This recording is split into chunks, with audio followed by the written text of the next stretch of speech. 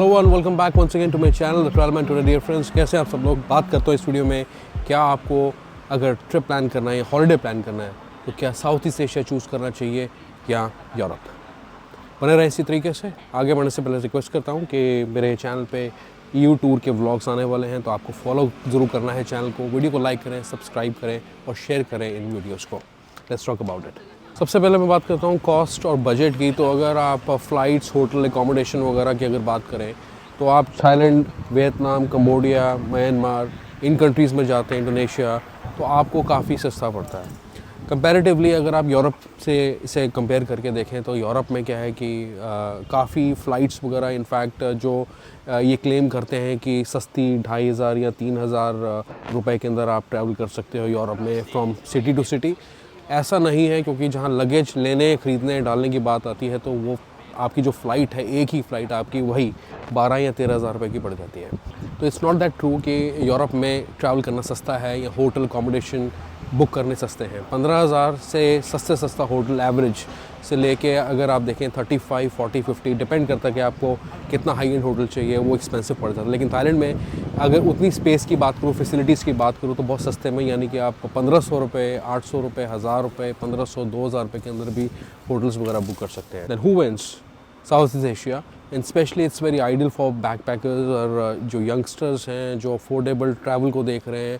In fact for some families it's really good. इसके बाद हम बात करते हैं कि कल्चरल डिफरेंसेस की। तो अगर कल्चरल डिफरेंसेस की बात करूँ, मान लीजिए कि अगर आप यूरोप में ट्रैवल करते हैं तो कैथीड्रल्स का, चर्चेस का, आर्ट का, म्यूज़ियम का, म्यूज़िक का बहुत ज़्यादा कल्चर है, इन्फ्लुएंस है।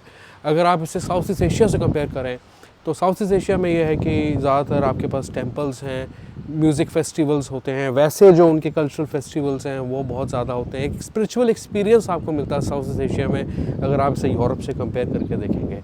मेरे हिसाब से टोटली डिपेंड करता है आपके टेस्ट पे कि आप क्या प्रेफर करते हैं ज़्यादा। मेरे हिसाब से दोनों ही अच्छे हैं, तो इस केस में जो मेरा वर्डिक्ट रहेगा वो है ड्रॉ, यानी कि दोनों साइड अच्छी हैं। Totally depends upon your taste, what you want to choose. तीसरी चीज़ इसके बारे में बात करना चाहूँगा वो फूड।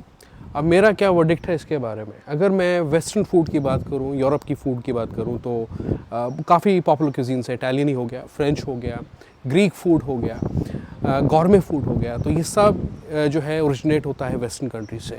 लेकिन अगर आप देखें तो ये बहुत प्राइसी है। सस्ते सस्ता आप 4 यूरो, 5 यूरो में खाते हैं और किसी रेस्टोरेंट में जाके खाते हैं तो अगर आप कोई एक मील ऑर्डर करते हैं तो वो आपको काफ़ी महंगा पड़ता है, यानी कि वो 2500 रुपये तक का चला जाता है पर पर्सन।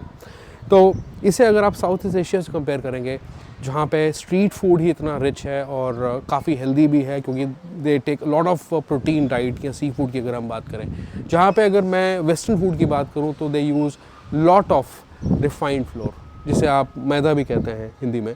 तो ये लोग हर चीज़ के अंदर वो ज़्यादा यूज़ करते हैं और चीज़ वगैरह खाते हैं। तो आई डोंट थिंक सो कि ये बहुत ज़्यादा हेल्दी है। हालांकि उसे रिच बनाते हैं by adding wine to it और सैलड्स को ऐड करके रिच बनाते हैं। लेकिन अगर आप साउथ ईस्ट एशिया की बात करें तो food is generally it's a protein diet what they take alongside they take beverages वगैरह जो कि डाइजेस्ट करने में थोड़ा हेल्प करती हैं इन चीज़ों को, फूड को। तो ओवरऑल अगर मेरा वर्डिक्ट जो रहेगा वो ये है कि south East Asia stands out here because of the affordability of food and the quality of food. फिर इसके बाद हम टूरिज़्म की बात करते हैं। अगर आप यूरोप साइड में या EU साइड में जाते हैं तो ज़्यादातर लेक्स का, रिवर्स का, कंट्री साइड का एक्सपीरियंस आपको मिलता है। यही अगर मैं साउथ ईस्ट एशिया की बात करूँ तो ट्रॉपिकल क्लाइमेट, ट्रॉपिकल आइलैंड्स वगैरह, ये सब का एक्सपीरियंस ज़्यादा आपके लिए रहता है। टोटली ये डिपेंड करता है क्या चीज़ आपको अपील करती है। चॉइस आपकी हो सकती है डिपेंडिंग कि आप कहाँ जाना चाहते हैं छुट्टियाँ मनाने के लिए। तो इसमें जो मेरा वर्डिक्ट है वो ड्रॉ हो जाता है यहाँ पे। जहाँ पब्लिक ट्रांसपोर्ट की बात आती है, यूरोप का ये है कि ट्रांसपोर्टेशन सिस्टम बहुत ही अच्छा है इनका, इनक्रेडिबल है। हर चीज़ है। अगर ट्रांसपोर्ट की मैं बात करूँ, ट्रांसपोर्ट को लेके बात करूँ, कोई भी ऐसे ट्रांसपोर्ट के लेके स्कैम्स वगैरह यहाँ पे नहीं होते हैं जितने आपको साउथ ईस्ट एशियन कंट्री से मिल जाता है। वहाँ पे थोड़ा ये भी है कि हर जगह मेट्रोज़ नहीं है एक्सेप्ट अ फ्यू सिटीज़। अगर मैं वर्ल्ड में बात करूँ, साउथ ईस्ट एशिया की बात करूँ तो काफ़ी जगह टुक टुक वगैरह चलते हैं, ये प्राइवेट ट्रांसपोर्ट वगैरह चलते हैं, जो कि यूरोप में आपको कम देखने को मिलते हैं। ईज़िली कनेक्टेड है हर जगह। सबवे स्टेशंस काफ़ी अच्छे हैं, ऑर्गेनाइज्ड हैं और कॉम्प्लेक्स नहीं बना रखे। तो यहाँ पे मैं ये समझता हूँ कि जो ट्रांसपोर्ट है यहाँ का डेफिनेटली अच्छा है EU कंट्रीज़ का, लेकिन एक्सपेंसिव है। यहीं अगर मैं साउथ ईस्ट एशिया की बात करूँ तो सस्ता ज़रूर है, लेकिन थोड़ा ये है कि कन्वीनियंस में आपको प्रॉब्लम हो सकती है। फ़्लाइट्स वगैरह सस्ती हैं, हालांकि यूरोप में आप देखेंगे तो फ़्लाइट्स वगैरह बहुत ज़्यादा महंगी हो जाती हैं। तो फिर भी द विनर इज़ यूरोप। अगर मैं सेफ्टी सिक्योरिटी की बात करूं तो यूरोप स्टैंड्स आउट। कैसे? क्योंकि सेफ़ है, जनरली कोई प्रॉब्लम नहीं आती, लोग फ्रेंडली हैं। लैंग्वेज बैरियर्स कुछ सिटीज़ में या कंट्रीज़ में है, लेकिन ऐसे नहीं है कि बहुत ज़्यादा आपको लैंग्वेज बैरियर देखने को मिले। स्कैम्स कम है, लेकिन थेफ्ट के केसेस मैंने विटनेस किए हैं। ओवरऑल फिर भी सेफ़ है, जनरली सेफ़ है, मैं ये कह सकता हूँ। जहाँ साउथ ईस्ट एशिया की बात आती है, मैं ये कहूँगा मोस्टली सेफ़ है, लेकिन स्कैम्स आपको पता है कि बहुत ज़्यादा होते हैं।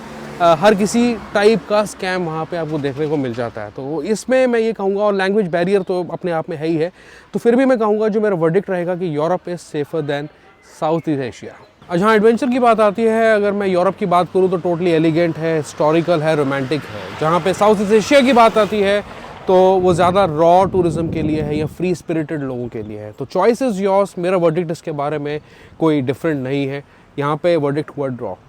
तो फाइनल प्रोडक्ट ये है कि अगर आपको बजट में ट्रैवल करना पसंद है या आपको स्ट्रीट फूड ज़्यादा अच्छा लगता है, आप थोड़ा ज़्यादा लाइवली और एनर्जेटिक एक्सपीरियंस चाहते हैं, then you must prefer South East Asia over Europe.